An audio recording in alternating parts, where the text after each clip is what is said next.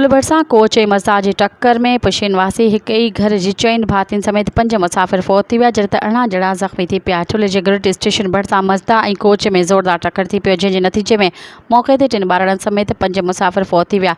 कोयटा खां सादिकाबाद वेंदड़ कोच ऐं कंधकोट खां ठुल ईंदड़ मज़दा विच में टक्कर थी पियो।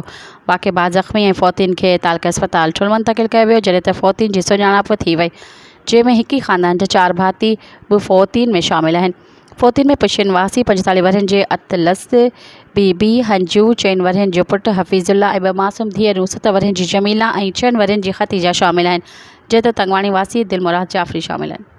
मज़ीद ख़बरनि ऐं तफ़सीलात लाइ विज़िट कयो असांजी वेबसाइट www.awamiNewsHD.com ऐं ॾिसंदा रहो अवामी न्यूज़ HD।